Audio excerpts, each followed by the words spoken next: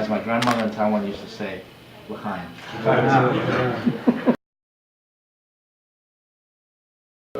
So there's, you know, it looks like there will be a Republican primary, which I hope for. The more in there, the better. Let them kill themselves first.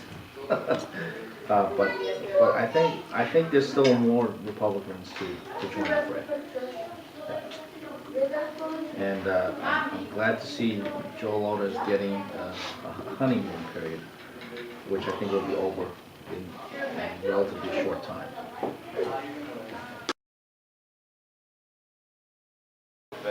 You know, everybody wants to know, when you become mayor, Mm-hmm. what are we going to do with the thing Bloomberg is all fighting us over a practice we have for thousands of years?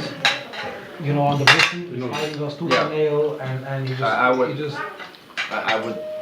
defer to the rabbis. Get more input.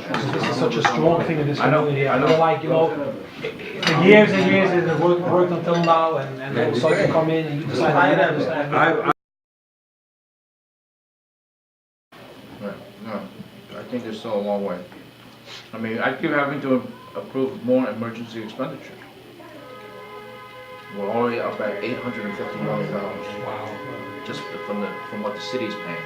I saw NYU open their doors today, right? Today, but they completely back to shape. No, nothing's back to normal yet. We still got a long way to go. But it's unbelievable.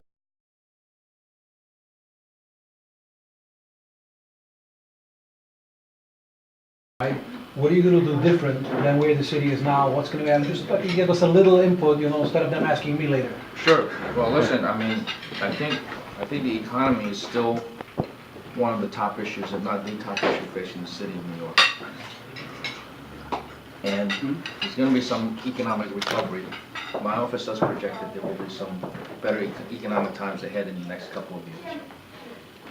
We also looked at what happened in the city in the last recovery. In the last recovery, What year was that? What was? this was about 05, 06. Incomes shot through the roof. Right? Incomes, but it wasn't everybody's income. It was, you know, overall income in the city went up significantly. But we looked at who got the income increases. It's really like the top percent, or the top few percentage of the city's population. But everybody else, you know, barely kept pace with inflation. So the next recovery will come, but it shouldn't be the same as the last recovery. It should be a recovery where there's more prosperity that's shared across the board by everybody. So I proposed certain changes. We have to change our fiscal policy, we have to change our tax policy. Fiscal policy, I think we're spending a huge amount of money subsidizing big corporations. And supposedly the theory is that they create jobs. But through my auditing process, we found that in many of those cases, in the majority of those cases, they didn't create any jobs. And not only that, after the city gave them hundreds of millions of dollars of subsidies, the city didn't bother to check back with those companies that got the subsidies, whether they created the jobs or not. Meanwhile, everybody, including the mayor, including all the politicians, often say it's the small businesses that are the job engines, the job growth engines for the city.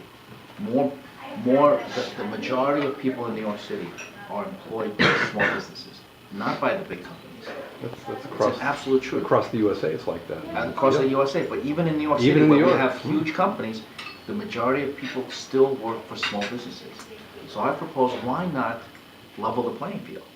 Well, I'm not saying, make the big companies pay that much more. Just have them pay the same taxes everybody else does.